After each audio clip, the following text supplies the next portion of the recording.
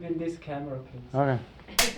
400,000 Cardano Reddit users are reached. Congratulations, everybody, and tons of questions has arrived in our email boxes. So here we are again at another Fireside Chat with the Cardano Foundation Executive Management. Eva, give us the first question. All right. Will there really be a fire involved during this Fireside Chat? I think, why don't we take that up and say, show us what's possible? So that person who asked that question, why don't you, I don't know, put one over here and create an NFT out of it? Or yeah, why not? Right? I'm quite excited about the Cardano Idols NFTs. There was a really good Mexican artist who did an NFT with a picture of me, at least. Okay. I think it's 100 of those are being minted soon and brought in circulation. Yeah. Rug pulls and exit scams are extremely common in the decentralized finance world. What are some things the Cardano Foundation can do to reduce such fraud or alert people about them? Fred? I think there's multiple things we can benefit the ecosystem with. But first and foremost, it's important to understand that the foundation is a custodian. What is the difference between a custodian and a steward, you might ask? Well, the difference is that a custodian makes the city more beautiful, more functional, more green. It creates marketplaces. It creates places where you can walk and you can shop and you can do different things. The steward decides on who is actually allowed to live in the city. So they are policing the city. It's not the foundation's job to police the ecosystem. However, bringing awareness around certain things and being able to scrutinize certain things and dig in and help with certain things is something we do. What exactly are we doing there? So my team is currently working on several initiatives. The main purpose is that we monitor, that we review, and that we also look how we can prevent such fraud from happening. One example is Andy from my team, from the community management team. He has started community initiatives. The goal is to found and to build a committee that shows what the golden standards should be for projects, for example. Because there's this rule of thumb, the more information you have about a project, the more you know about it and the better you feel, the more legitimation you get. And then we also work in other fields. There it's more about scam takedown and collecting or giving out rewards. We don't say too much because we don't want malicious actors to know more about our measures there. In general, I think what's important here is that we are an open ecosystem. So the more eyes there is on the target, the more transparency, the more scrutiny is being done. Also, the more quality ads, and you will soon be able to see what is a quality project and not a quality project, because so many eyes are discussing it and so many brains are using brain power on it. Exactly. And I think that brings us to the second question, which goes into the same direction. We got a question from a community member which asks us, do you plan to implement changes that would prevent SPOs, mentioning a name, from rapidly increasing fees and or create a system to alert delegators when such changes are made by a malicious SPO? So this is something we're discussing a lot. In general, as I said, we like to be the custodian, and our staking methodology is really around enabling the small stake pools, the diversity of stake pools and impact stake pools to get allocation from us. And frankly speaking, we're extremely proud that the community woke up straight away when this stake pool changed their fees, and they involved us straight away, and we were then able to allocate out of it. It will never get perfect because it's not the protocol's intention right now to 100% identify stake pools in terms of where they're sitting and doing KYC on them. So there's a certain level of transparency and independence around that. And we don't have the resources also to kind of do these changes as fast as possible. But in this case, it all worked out really well. The stake pool didn't get anything out of it. We lost some hours down in the bunker, ensuring we could do a new allocation. And we showed that we are monitoring and we are listening to the community, and we're really happy that it was raised to us. And it shows that the system is working really well, how fast we were able to react. And there is no incentive left for those actors to do that again, basically. We are exploring if our delegation strategy should change and what we want to do. And we're always open, and we're really listening to the threats also, with all the suggestions we're getting all the time. And we have one person now, Sydney, who's actually looking into it to see if there's a way we can get even more benefit out of our ability to stake. So we will come back on that on a later stage. So then let's go to the next question. How have you not opened a merch store yet that lets me pay in ADA for items? There are already such merch stores out there. One example is Crypto Supreme. It's the same thing that we just talked about before. Our role is not to proactively act on certain things. Especially my team, our greatest mission is that we enable the community to do things, especially things like opening a merch store or any kind of business. And in that particular case, when it comes to the Cardano brand, we as a project, we are an open source, public project. We are decentralized, and so is our brand. So therefore, yes, of course, we are the custodian of the brand as the Cardano Foundation, but that doesn't mean that the community should not or cannot use the brand. So we work with many community members every day. We get requests how the brand can be used. And so that can also be used for a merch store. Feel free to open up one for yourself. I brought some awesome stickers for my laptop the other day and gave it away to a lot of people. So there was a really good artist out there who at least caught my attention. Unluckily, I couldn't send some ADA their way, but I could send a fiat transaction. Next time I expect I can send ADA. And with now Koti in place, that should be even easier. Also for the commercial businesses out there, the e-commerce stores, there is now an easy to integrate solution. Yeah, and don't forget Simplex as well. That would actually allow you Apple Pay, right? Yeah. So the one who go the Simplex route, they will actually be able to allow Apple Pay, even though then it will not be an ADA transaction. Or I'm not sure how that will look, actually. It could be quite interesting. Yeah, true. At least it's digital. All right, let's go to the next question. Why are so many people leaving the foundation recently? Using Wayback Machine, I count 11 people, all of them in 2021. Some of them OGs that helped rebuild the foundation from the ground up after the Parson fiasco. Thanks for asking this question, actually. I think it's a really good and important question. I compare the Cardano Foundation with a startup. So when you work in a startup, and we are an organization of now 30 people, you have different phases. There is the phase of rebuilding, as you mentioned, or building up an organization. And then there's the phase of scaling and growing. And we are pretty much dependent on what's happening in our environment, what's happening in our community. And you've probably been part of our community for a longer time, and you've seen how much our environment has changed over the couple of months.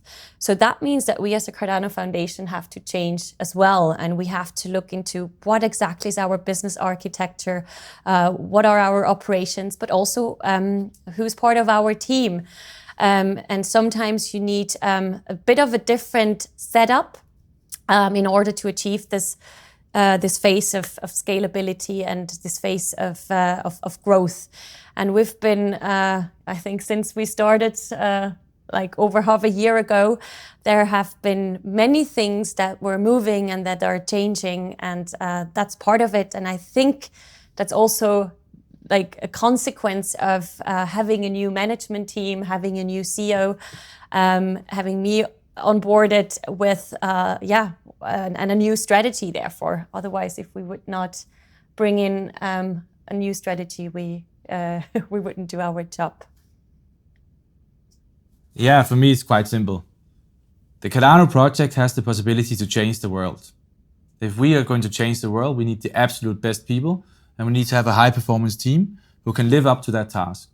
IOG right now, they're shipping code like they've never done before, and they're living up to their promise. Now is the foundation's time to live up to our promise and get real speed and velocity into it, because we have a great target to reach, and we can only do that by actually moving forward. And that's what we're doing. Unfortunately, some people, they are leaving us. Other people might rejoin. but some of the latest joiners are coming from diverse organizations, from NASA, the space agency, to creative, to entrepreneurs who are CEOs of their own companies. So I think what we're trying to really get is a really great, diverse, high-performing team who can really bridge the world between crypto, a new infrastructure, and really changing the world and push the power to the edges of society. So I think it's a natural process, but I do understand why you're asking the question. And I will say that I really believe that more people will leave, but I also think a lot of great people will join. And the beauty about these platform economies is that I don't think a lot of people actually leave the foundation without actually staying somewhere involved in the Cardano ecosystem. And so it's not necessarily a bad thing as such. And it also have different maturities. So our task is really different than it was last year, as Eva is saying. So, there's a tool for each task. Yeah. And I'm really proud of the people that we just recently onboarded. It's a great, not only a great honor and sign for the Cardano Foundation, but I think for our protocol, our project in general, that we totally raised our profile and gather such talents. All right, then let's go to the next question. Are you currently working on any deals with Fortune 500 companies? I probably can answer that from the markets and growth unit, and then Fred, I think you should answer that from the different conversations and many conversations you're having.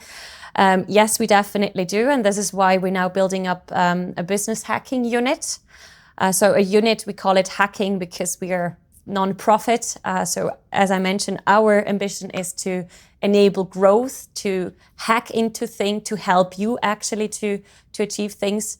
So that is a next unit that we're building within the Cardano Foundation to enable this bridge from like traditional and the institutional world into our ecosystem, and also with initiatives such as our challenge in Catalyst, where we test the UX or other things. We're building this bridge.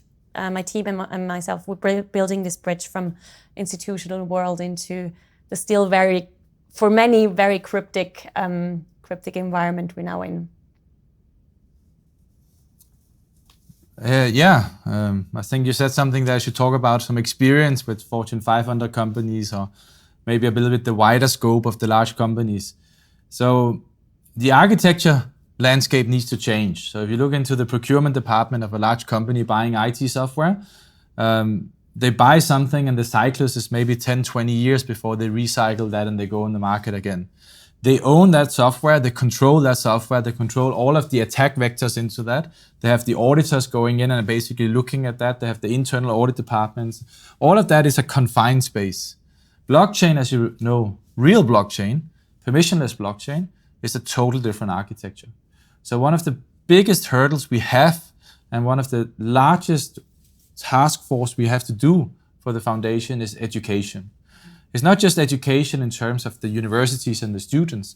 No, it's education of the large companies and the large governments who is reaching out to millions and billions of people and ensuring that they feel comfortable working with such a different architecture landscape as Cardano. We think and we believe and what we see is that it is enterprise ready. And the deal in Ethiopia is showing that, but also all the research we've done in the academic offspring. But, seeing, believing, and doing is a different thing. So yes, we are working with Fortune 500 companies, but we actually do have some connective tissue and some things, some hygiene factors we need to have solved first in order to get the real masses there. But we do have a pipeline of around 900 companies who is basically in contact with us and said they want to start building with us. And we're slowly chucking away at them as fast as we can.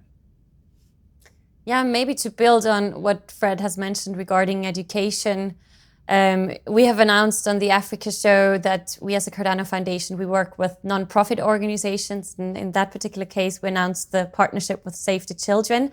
Of course, we are in various other conversations with such NGOs. And the beautiful thing why we get the foot into the door is because we have this new staking economics, like stake pool operators that delegate a percentage of their rewards to nonprofit organization, and that's why they're knocking on our door as well. And we try to help them, of course, to get into Cardano as best as possible.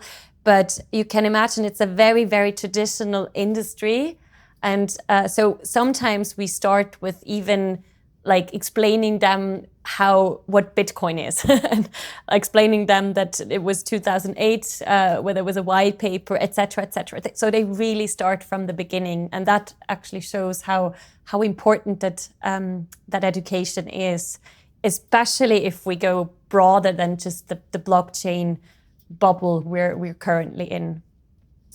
All right, next question. What are the top uses of Cardano in which larger financial institutions have communicated interest? I understand much of what Cardano can do, but I'd be interested in hearing what functionality the financial industry is most interested in at this present time. Fred, I think here you're the expert. Sure. So any given week, I speak to a multiple area of different financial intermediaries and financial institutions and capital markets players. And the main interest, to be brutally honest, is the asset class and tokenization. So the asset class and tokenization goes a little bit hand in hand. With the current bull run we are seeing, simply a lot of banks is getting a demand on, how can we, in a zero rate interest rate environment, get some exposure to something who does some alpha. Alpha basically meaning it's beating the market. The second part is that there's a lot of talk around inflation, and the inflation is really high, and that kind of, it can be argued if it's high enough and so on, but it's kind of creating a double whammy on this, right? So on one end, you have this very low interest, and on the other end you have a high inflation.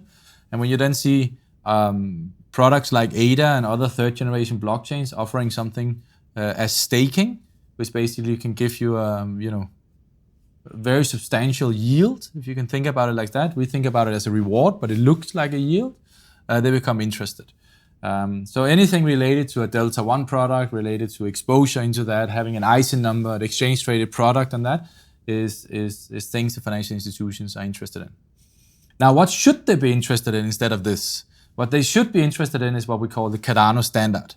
The Cardano standard basically refers to that money has 3/4, depending on which kind of economist you are, purposes. So the first is reference of an account. Could we have a world where we can think about ADA or another token on the Cardano blockchain being the reference of an account? Well, actually, in a negative interest rate environment, if that continues, that could suddenly make sense. It could make a lot of sense to think about doing that. And that's what we have with the Bitcoin standard to a certain extent.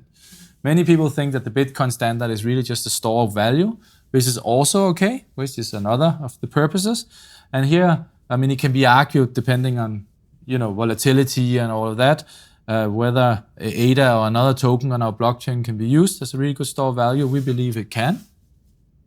But the third gets a lot more interesting, and that is really about programmable finance. And I think this concept about non-fungible tokens is super interesting.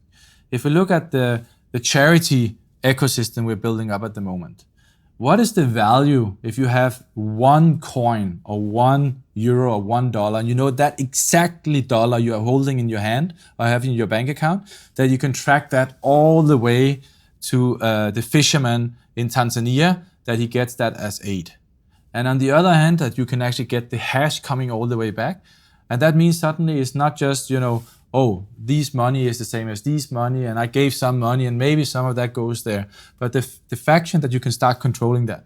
If you look into the COVID help packages and all of those things is happening there, all of the governments around the world has been struggling with actually understanding, okay, we now have a help package, but who's allowed to get that? And all the audit firms are having really good days because then they're saying you need to have an audit, otherwise we cannot give you the money because we don't trust you. So we need to build this programmable part into it, and that's a part of what we call the Cardano standard.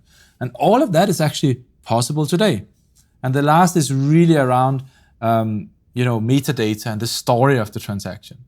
What actually is the difference and why the two large players in all companies always are using SAP or Oracle Financial Systems is because that's the heart blood where you have all of your business intelligence.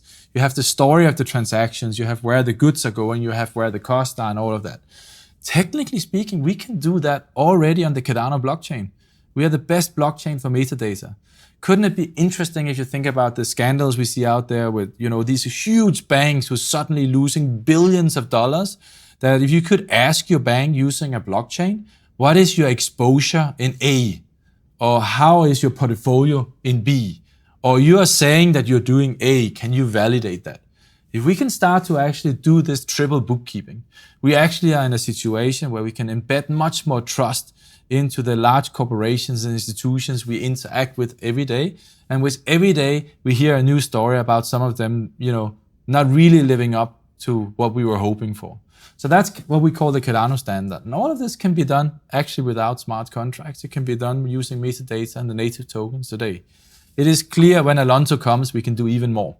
So there's really a delta today. They're interested in the asset class and tokenization around that, but I think the other part we should start really exploring because there's business value to be had today. Probably I'll ask another question based on that. How do you think are the financial institutions aware of their options and possibilities already? No, they're not. No, they're not. So blockchain was a big hype a couple of years ago in the financial industry. Really the blockchain methodology. And you also saw that if you saw on the venture capital investments. What then happened was, blockchain became the technology was looking for a problem to solve, and nobody could really find a good problem it could solve. And the technology was a bit too immature. Now we're sitting with the Cardano stack, and we actually have a much more mature, resilient, predictable stack than we had 3-4 years ago. And that means that we can suddenly solve a whole range of other problems we couldn't solve before. However, now the interest is really much around the alpha, as I said. We have this crypto bull, right? So there are many of the financial institutions just listening to their clients and they're saying, how can I get exposure in this without taking more risk? And risk can be defined not just as the asset risk, so what is the volatility risk, but also what is my counterparty risk, and is it a complicated product? Is it what about taxes and so on? And I think here we can still do quite some work on the Cardano Foundation side to ensure that not only ADA, but all of the tokens which is available on our platform, that they somehow can get into circulation, not just on let's say, non-regulated exchanges, but also getting into the regulated format.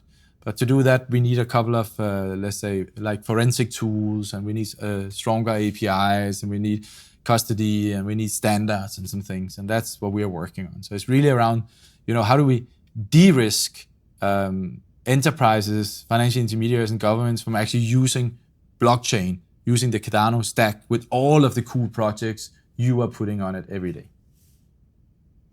Great question and great answer. Next question. Can you comment on the triple nature of fans of various cryptos? Is it a winner-takes-it-all market? Very interesting question. I think talking from the community perspective, we are still a young project. So many of us are early adopters. We are very passionate about Cardano, about our mission and everything. And I think this passion can sometimes flip over into getting emotional about things. And getting emotional can also sometimes be negative, or certain people can get sensitive. And I think that is what we experience from time to time in the community.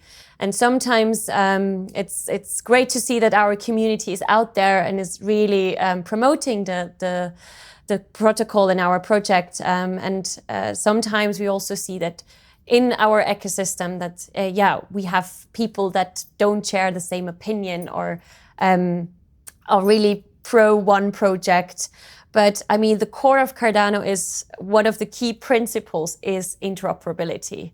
And I think that's super important when we look at different projects. And at the end, there will be an entire ecosystem of blockchain. And at the moment, we are still on a very, very early phase. So I can just talk a bit from my previous experience. We were in a very competitive market, like being a first crypto bank offering crypto services, for example, and there were others coming, and there were like so many people and projects entering the market, but at the end you were forced to work together because otherwise you cannot achieve adoption.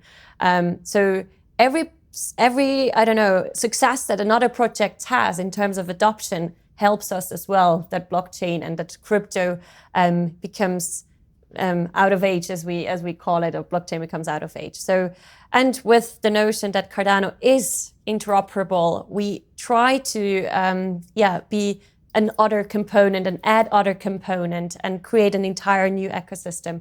I think based on that, no, it's not a winner takes it all market, in my view.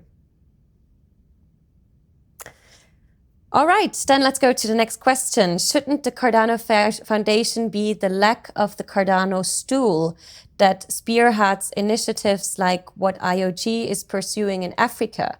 Sometimes it feels like IOG is doing the job of the CF.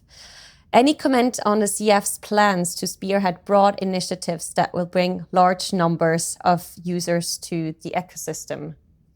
Maybe, Fred, you want to start to explain a bit what the difference is between IOG and the Cardano Foundation and how we try to complement each other. And then I can go into the Africa initiatives. Sure, very happy to do so. So first and foremost, I think we have not been doing a well enough job in actually explaining what is the job of Imurgo, what is the job of IOG, or IRHK as they were known before, and what is the job and the function of the Cardano Foundation. So it is clear that all three entities always have an interest in adoption. And I think we should not, every win for every entity is a win, and every adoption, as you said, even though it's for another blockchain, could it be the Urco blockchain from Imurgo, where also IOG is supporting, that's also great. But in our world, IOG's main job is the academic research and is the production, is making the Cardano blockchain. Our job in the foundation is really around redefining resilience, predictability from public blockchains. And what I mean about that is that if we're going to have real adoption, like large-scale adoption, we need to de-risk the risk there is by actually giving away, as I said before, the control of these critical IT systems. And a lot of that is unfortunately around regulation. It's a lot about compliance. It's a lot about education, culture, and those things. And that's not something which you can see that we are doing. When you see the Africa project and you see Ethiopia, you're like, wow, this is great. But some of the things we are doing is a little bit maybe more I wouldn't say in the shadows, but when we speak to lawmakers or when we speak to regulators or when we are trying to help stake pool operators in terms of, are they doing asset management or not, this is not something you clearly see as a short-term win. So I think it's really important to really understand, who's doing what and why. The other part is probably a little bit about the time scale. So the time scale of the foundation is to go beyond the balance sheet. It's really about we are building principal systems for the generations to come. And it's clear when we say the build, that's really coming from IOG, which is really, there are 300 people strong now, and I think they're even hiring a lot more. We are 30 people. There's a big difference between 300 and 30 people, and also around the time scale on what we operate on. So I think there's really some challenges and changes there, but we should be better in talking about it. I mentioned to some ambassadors the other day that we actually have built a system which basically monitors most of the exchanges. I think we have more than 80 exchanges live. So in real time, we actually have monitoring based on APIs and calls and liquidity and so on, where we can see if the exchanges are up and down, and we actually are able to react on that and give them technical support if needed be.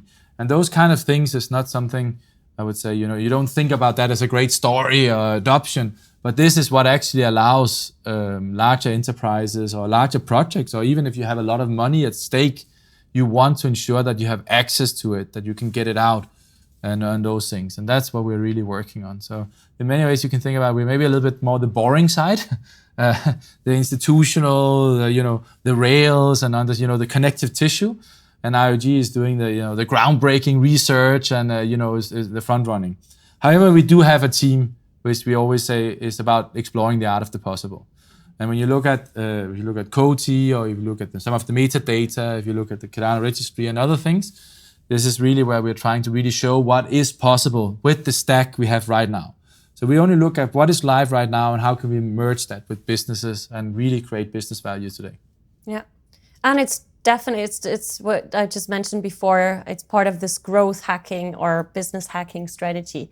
We look not into how can we achieve the biggest impact in one step, just acting alone as the Cardano Foundation. We look what spark can we give to the community so that they can thrive. And I think the Coty example is a really good example. ScanTrust project, it's not about bringing wine companies into Cardano. It's bringing any company that wants to do supply chain tracking to Cardano, and the same with Coty or other payment gateways. If we have a payment gateway set up, we know that businesses can come in and accept ADA, and we work on various other things that it's probably just a step in between, but this step is super important that we reach out to and can attract other businesses to start engaging with Cardano. Yeah.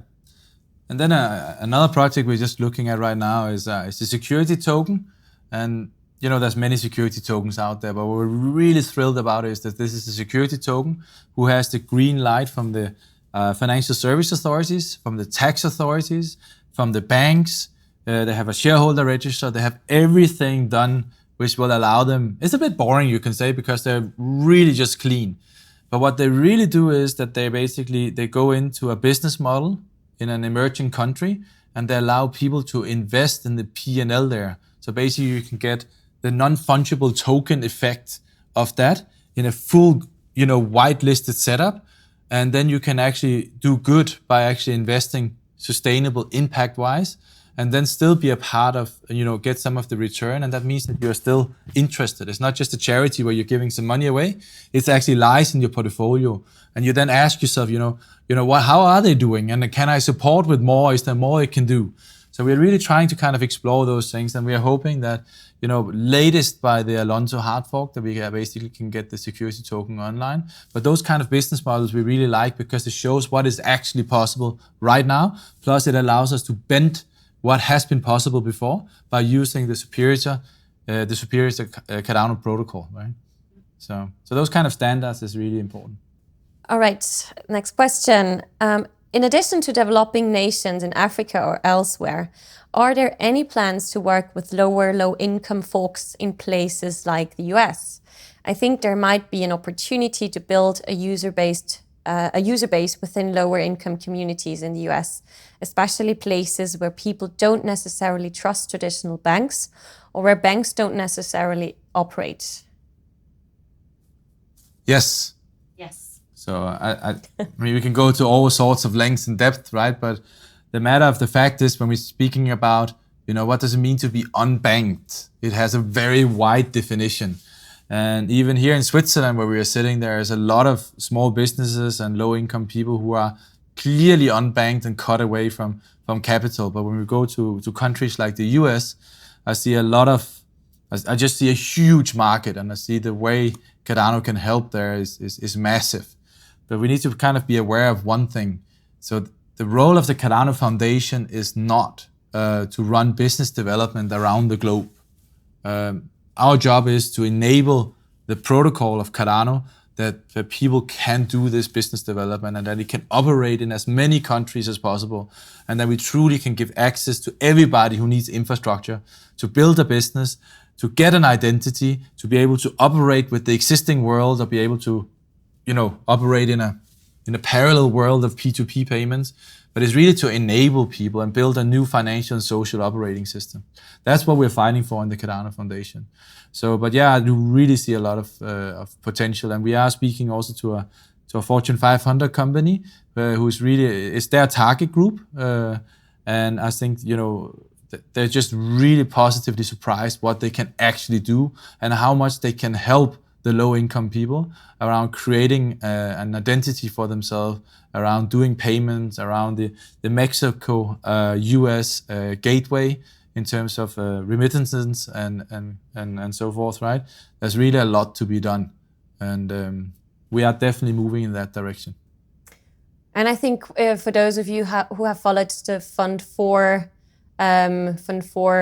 Circling Catalyst, there the idea of the local community centers, that was our challenge, is that you can look for like regional or local problems and bring in ideas how they can be solved. So that was also an initiative we started not just for the US but in general, to get the community involved. All right, then let's move on to the next question. What happened since the last Fireside Chat? Do you have a different governance model?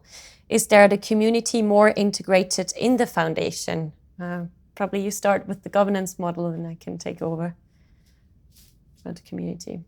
So we're doing a lot of work on the governance model in the background, and we're not ready yet to reveal that, but there will be significant changes coming in the future.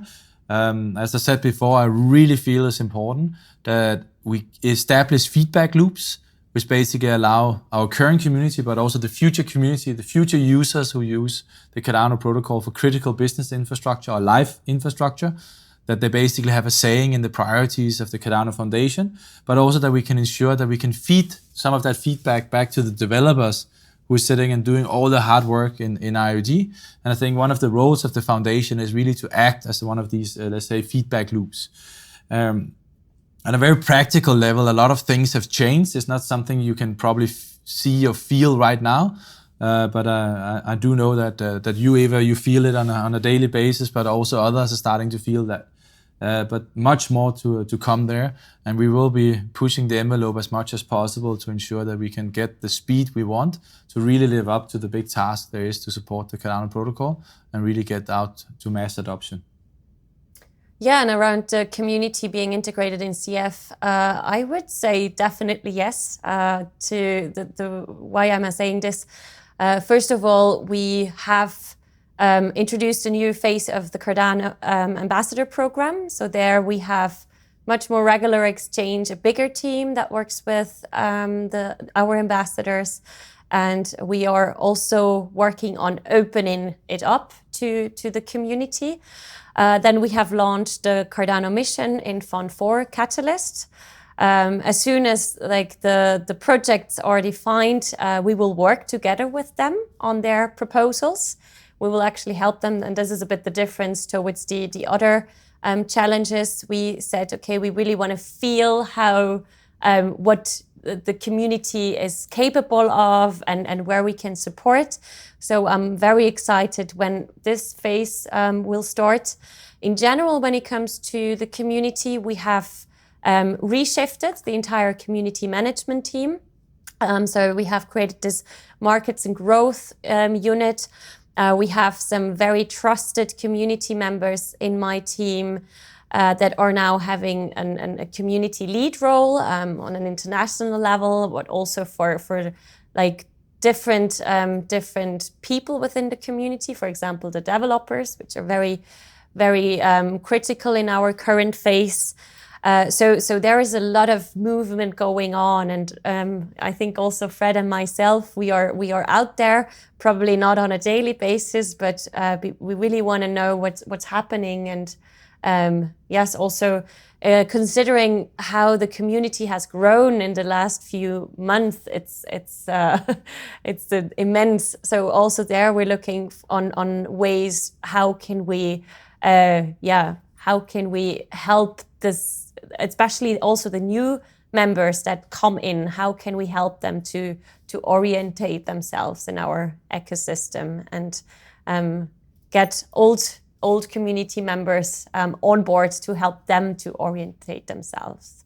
So there are many things that we're working on, and also in the scan initiatives, etc. And in surveys we do more often. So yeah, there's a lot going on. So next questions. Right now, it seems the value of Cardano is determined almost exclusively by speculation. What type of events, upgrades, deals need to happen to create a real-world utilitarian demand for Cardano? So that's a long list, huh? We need to be quite honest around this, right? So first of all, there are so many lenses you can look at the value on. So I think it would be unfair. We can do a whole show around, what is the market value around Cardano? Is it fair? Is it unfair? And we will never agree on that. What is to be said is if you look at the global architecture of infrastructure in the whole world, we are still just a pebble in the water there, right? So there's definitely a lot of room for growth. If you look at it from another way, one of the main KPIs for the Cardano Foundation is that our purpose is to grow the average transaction fee measured in ADA. And obviously, if we change the transaction fee structure, then we might need to change that KPI.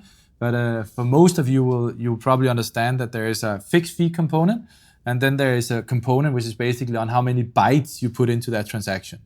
And what we're trying to achieve there is we're saying, actually, if somebody buys or sells ADA, that's okay. If somebody buys and sells token A on the Cardano blockchain, that's okay. But that's not why the foundation is here. The foundation is here because we want to capture real business value on the chain. And when you want to capture real business value, you need to put more bytes into the transaction because you want to have not just on-chain activity, you want to capture that knowledge on the chain. And when you start doing that, you will start seeing that.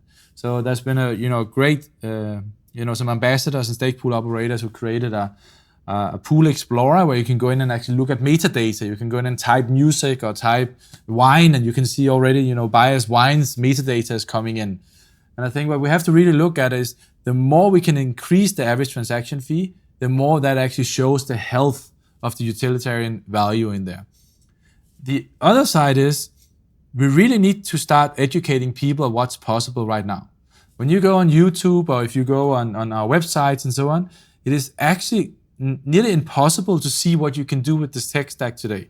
And I'm thrilled to really announce that we will be launching a developer portal very soon, probably later than I want, but we will be launching that. And a part of that developer portal will also show and give showcases of what you can do, right? Because from my side, it's really about, if we can show you can do something, you can replicate that. If we can show that this is how you do metadata in supply chain, in this use case, you can take that into Russia and use that in mining, or you can take that to Middle America and use that for coffee beans, or you can do many things if you go to a coffee shop. How great will it be in every coffee shop, instead of there's a picture of the farmer who did the actual beans and you have no idea, how great would it be that every time you drink a cup of coffee from that coffee shop, that you automatically in your wallet can see that one Lovelace is, or one ADA, whatever that might be, is transferred directly to the wallet of the coffee bean producer in Middle America. This non-fungibility, all of that is possible today, and we need to really start working on showing what's possible so we can get people to start building, because it is possible to build on us today. And we need to change that narrative a little bit, that no, it's not about waiting for smart contracts. No, it's about actually, let's get business activity on the chain today. And on our side, we need to be a bit more rough as well and say, no, that's not possible right now, but that is, so let's move in that direction. So historically, better technical solutions have failed over more popular ones. Betamax versus VHS, etc. Cardano appears to be a better technical solution, but how is it being popularized to give wider adoption? So the clear answer to that is not sufficient. So first of all, we need to think about the maturity rate here. So about, a couple of months ago, right before the last hard fork combinator, you couldn't actually do that much. You still have really good metadata, right? But the native tokens really brings us into a new era. And very soon Alonso comes and you will see the curve exploding. As I said, we have more than 900 companies who's already signed up. Actually, the Cardano brand is huge compared to what you can actually do on the Cardano stack right now. So in certain ways, this is very good. But the short answer to this is, it is nearly never the best technology who succeed. It's really about user experience, and it's really about understanding the local problems and really staying on that problem and then deploying a technology into it, but not trying to, fish around and see where does my technology fit, because then you need a huge global sales force and so on. And yeah, you're, dear community, you are kind of our sales force, right? But in essence, let's focus on the big problems and let's then augment them with the best blockchain can offer, and that's called Cardano. And I think one of the key strengths of Cardano is the community as well. That we have such a strong, broad, long-lasting community. That's part of our USP, I would argue. Besides, of course, the tech stack.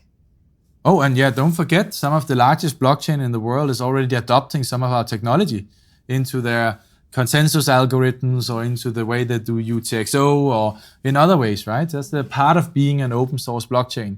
So even though it's very unlikely that Cardano will not be the biggest blockchain in the world and capture all this business value, but even though that doesn't happen, we're already creating value and we're already creating a push towards decentralized architecture through to our peer-reviewed open research, which is public, due to our code base being public, due to the way we operate, and also due to the way that we always will share our applications and the code stack behind them, from the foundation side at least, to the public, so you can find a local problem where you can actually deploy that into with the hacks or the differences you need to fit it locally. Mm-hmm. Interesting question. A company is only as strong as its weakest link. What is Cardano's weakest link, and how does Cardano plan to overcome it? I think that goes just perfectly back to what we were talking about. That we still have a huge potential for adoption and for bringing it to a wider audience.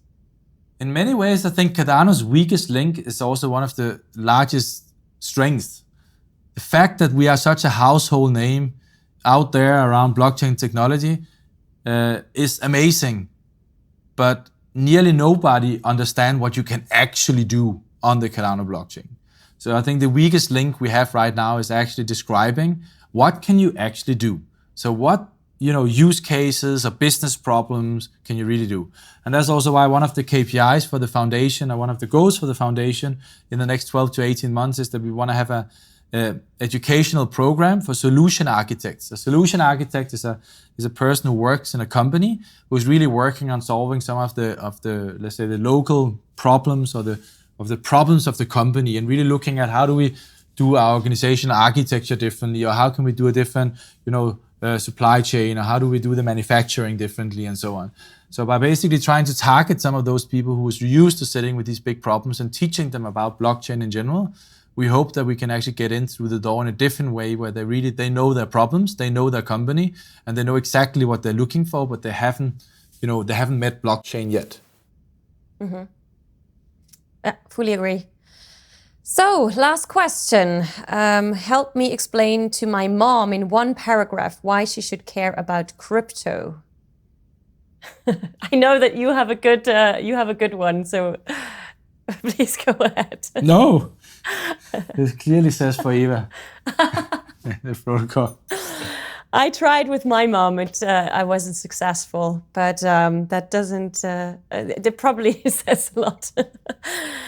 No, I was actually never really explaining why you should care about crypto. I was more explaining why you should care about blockchain, and crypto is one part of it. And in my view, I don't know how you feel, but when we had the Africa show, the reactions were stunning. I got many, many messages where people said, now I understand.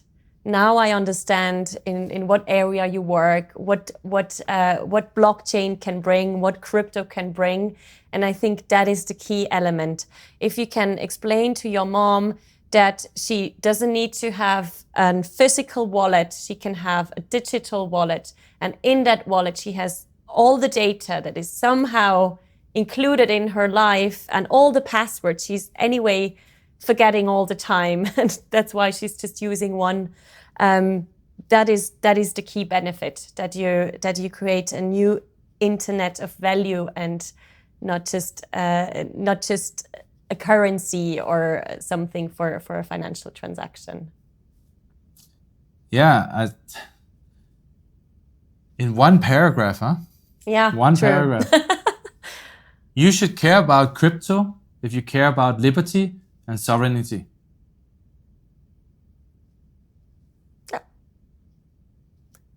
I hope that's accepted. Otherwise, you can ask another question next time. So last question, when will the next Fireside Chat be?